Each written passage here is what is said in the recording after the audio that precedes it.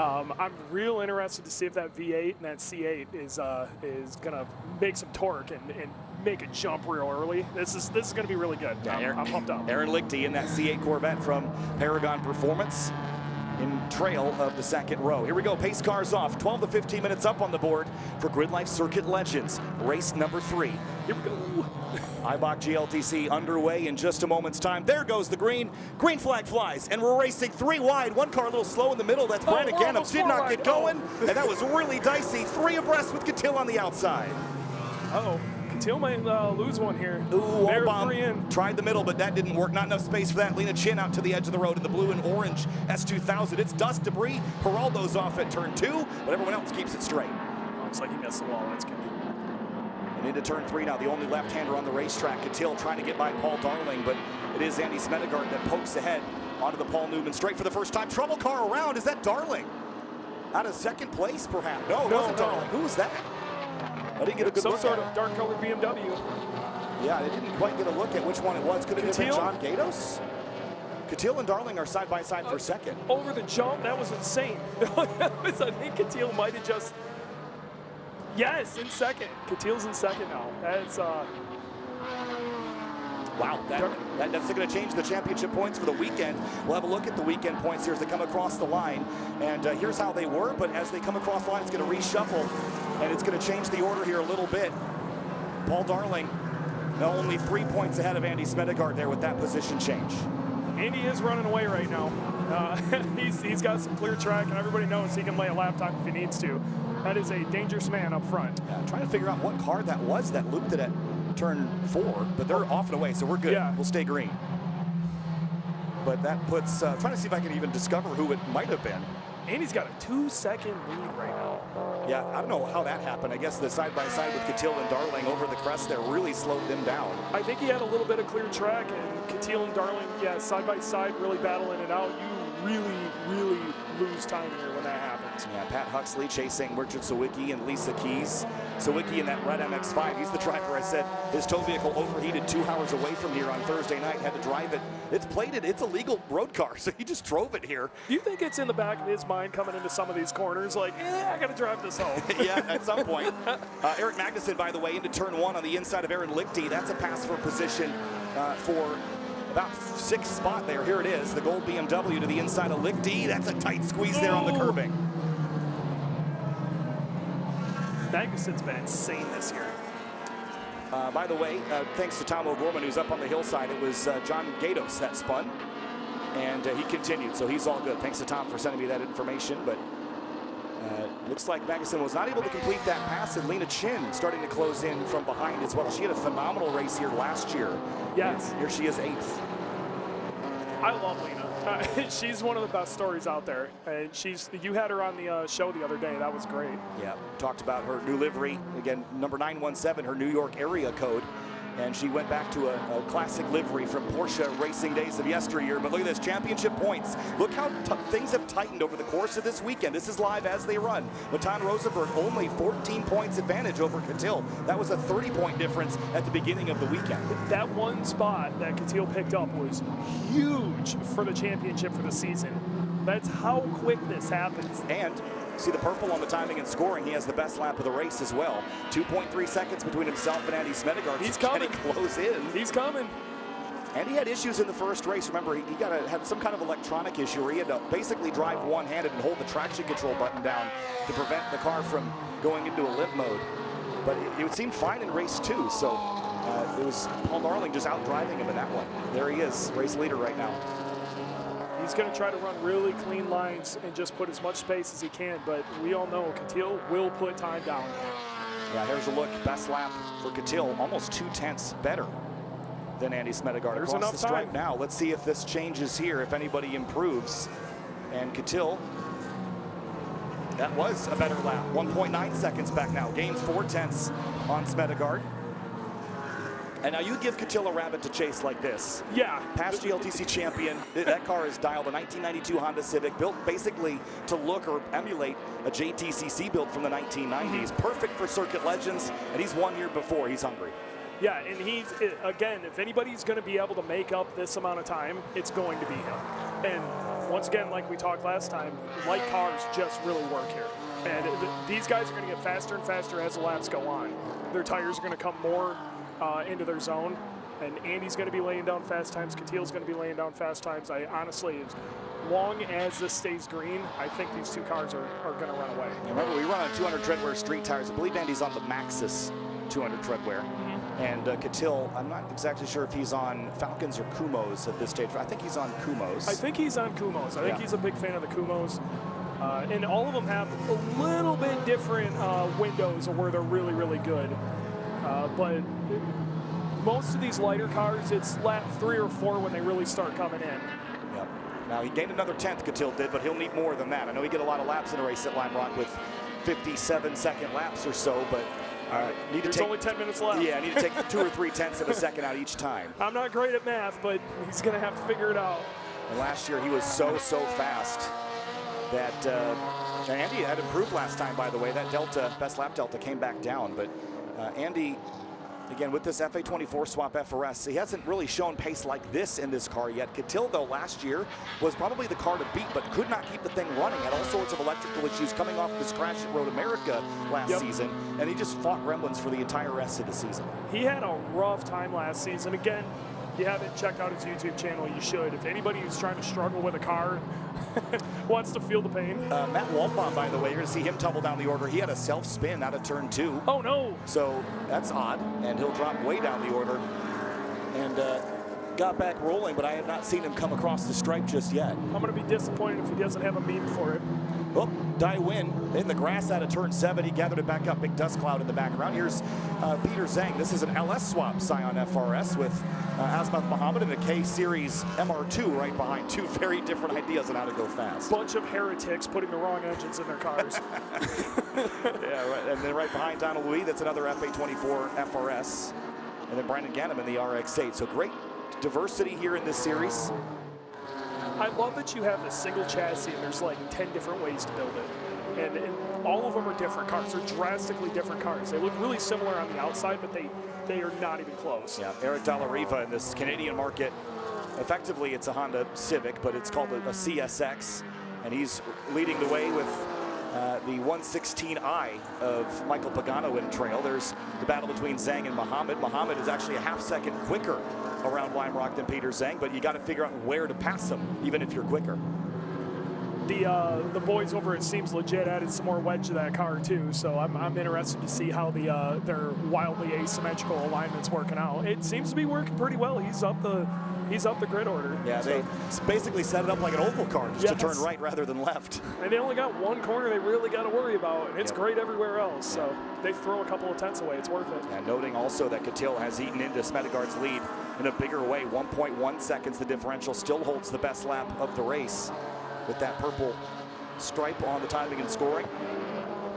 You got to wonder if Andy's trying to save some tires in case this does start to become a thing. Catil, I don't think he knows the meaning of chill out. So no, he does not. And Sam Scott, Dana Basinski battling for position here on the front straightaway. This is for 10th spot on the racetrack right now. Dana had a really strong race in race 1, but went on the dyno, was 2 horsepower over with that brand new engine he put in post Road America, and had to detune it this morning, but passed the dyno that time, and now runs 10th with Sam Scott hounding his rearview mirror here. Yeah, the Miata behind him, you said that was a Durtech swap, right? Yep. I'm really excited to see that those are starting to work out for some of these guys. I know Luke McGrew tried that same setup a while. He was the guy. He had 9 engines in that car. Yeah, rough over times. the years. You know, I feel that pain. I've been there, but it seems to be working out really well for him. So. Yeah, Luke did all the trial and testing for everybody that did it after. They've been much more reliable since then. So at the stripe here, we had about 6 minutes to go, and Catil, that was another big gain. This should be under a second now. Yeah, 0.8 for Catil up to Smedegard. He's coming. He's coming. Andy's got to see him in the rearview mirror, and he's got to be getting ready for this because we got 6 minutes left, and that's under a second. So he's there. Yeah, again, watching these two cars, front engine, rear drive, front engine, front drive. These cars built basically 25 years apart from each other. It's amazing how competitive a 90s car can be, especially 90s Hondas, how well they were built back in the day. You know, the double wishbone all the way around. The wishbone Hondas are incredible. And when you have a guy like Catil, who's a Honda engineer, who knows how to maximize it and get everything out of it. If you've seen his YouTube channel, he basically maintains a Google sheet. It auto-calculates his settings. When he makes a tweak, he knows exactly how it's going to adjust the camber, the caster, the toe, bump steer, all these measurements that he can set up. And that's how you maximize a car from 30 years ago when, you know, the geometries of the suspension might be good, but you're fighting up against cars that have much newer electronics, DCT gearboxes, traction control, and ABS. And the chassis itself, like the newer chassis, are significantly stiffer. I mean, yeah, these cars got cages, but there's areas where the cage doesn't. Lap traffic now, and Catil lost a little ground, so Pat Huxley going to try to do his best to stay out of the way here, but you can't hit the disappear button. So Catil might gain a little here, and then Lisa Keys is up next on the chopping block. Blue flag's waving, but they're not compulsory. You don't have to get out of the way. Just have to maintain a predictable line. That is about a half second right now.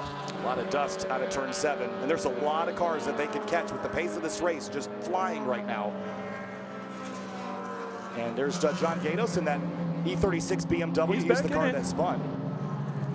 And then Dakota Pionic, who is new to GLTC this weekend in that EK Honda Civic.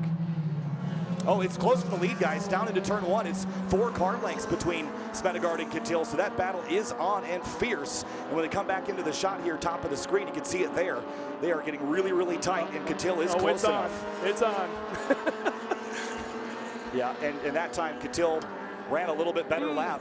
And now, actually, Andy did too, so it's only 75 thousandths between their best laps of the race so far. And I was wondering if Andy was holding up a little bit, maybe trying to save some tires, running a conservative line. This is going to be really interesting. Like I said, Catil just doesn't know the meaning of chill, so. Yeah, so we'll step away, head back to this one. Here's Thomas Lathrop, the red BMW, Daniel Geraldo, who we saw off at turn 2 in the Lexus. He's back on course and making a charge into turn 1 on Lathrop. Here he goes to the inside. Here we go down the final corner. We're about to get a run. Yeah, and we're not getting a white flag yet. We still have some time left to go. These races are 12 to 15 minutes. We're going to be on the upper end of it here. Catil in the slipstream into turn 1, half a second back to it's as close as he's been. It's getting real close, and he's catching him on braking going into turn 1. That's a way tighter line too. Look at that. Yeah, and Catil didn't have ABS in this car previously, but over the winter he installed Integra Type R ABS into this car. Did he? And it improved his braking force by a lot when he tested it out early in the season.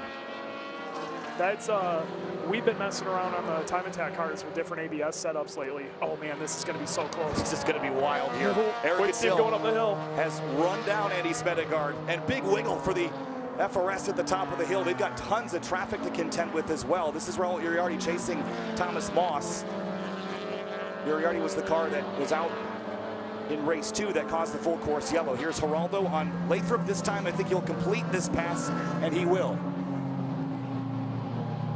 Oh, this is going to be good going into 1 this time. Let's see what Catil's got. Not close enough to make a move just yet, but he is tracking Smedegaard down.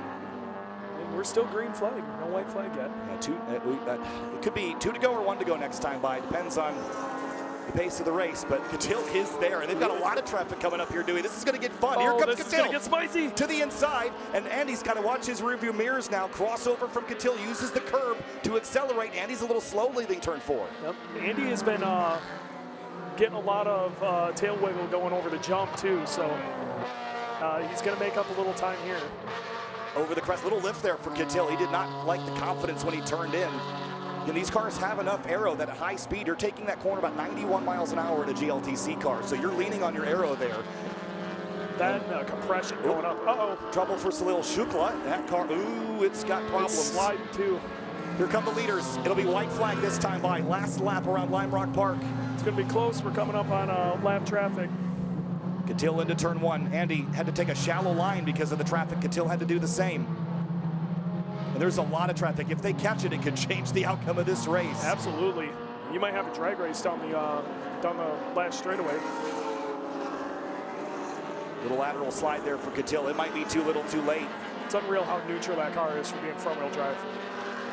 Yeah, just rotates as soon as he stomps back on the throttle, straightens it back out. Andy's going to be right into traffic at the uphill. Headlights flashing on Catil past Dakota Pionic here. Catil's going to flat-foot it here, trying to gain some ground up the hill towards West Bend. They'll disappear out of view for a moment. When we come to the downhill, Dewey, there'll be 1 turn left to go with traffic that could decide the outcome of this race. We're about to see a drag race.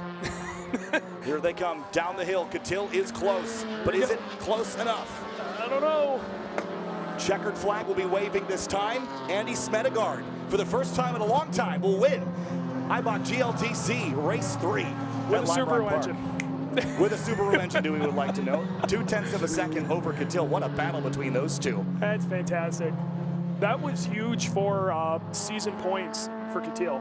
Yeah, let's have a look at the season points, actually. We can have a look on the right-hand side of the screen. Catil in second place, and where did Rosenberg end up? Down the order a little ways, but look how close it is now. Wow. That's actually a little bit of a gain, I think, for Rosenberg, because he was down a little further than that. So good gain for Catil in those championship points. Magnussen losing touch on Catil with how things are. So with cars coming across the finish line, let's have a look at our race results here for Eibach GLTC. Andy Smedegaard, Eric Catil, Paul Darling, Emil Tapp, Aaron Lichty. Some great performances by a lot of our series regulars, but Lena Chin 7th, Nick Barbado 8th, Carlos Mendez in the top 10 in that number 83. Nice. Nice green-to-green race there. That was awesome. Yeah, Sam Scott with an 11th, Matan Rosenberg in 12th, Salou Shukla, Eric Dalla Riva, Michael Pagano in the Seems Legit BMW, solid top 15 run there, and Kevin Zhu up inside the top 20 after starting tail of the field. And look now the rest of the order there, and some lap traffic, but it got pretty exciting there between Thomas Lathrop and Daniel Geraldo. Geraldo did win that battle in the Lexus after an off there in the opening moments. Matt Waldbaum didn't finish the race, unfortunately. That's a bad That is not going to help him. That's a big bummer. So he'll have to try to reboot things here in race number 4. Let's have a look at the highlights of Eibach GLTC race 3 wide into the turn 1. 3 almost 4. Squeezed there. Yep. That was really tight and dicey. And then Catil passed Darling. That was a pretty critical point in this race. Needed to get by the driver that was dominant in the first 2 races. Absolutely massive. Then Andy started to pull away. He had over a 2-second lead, and it just goes to show you that Catil, when he has a rabbit to chase, he can just lock in. And great fights a little further in the field with Don Louis and Peter Zhang in very different FRS builds. And then it was chase on for Catil, running down Smedegaard from a long ways back. And into lap traffic, this is where Catil gained, but just didn't quite get close enough to ever really have a real sniff for the lead. But Andy Smedegaard picks up a win here in Eibach GLTC. We'll be right back after this.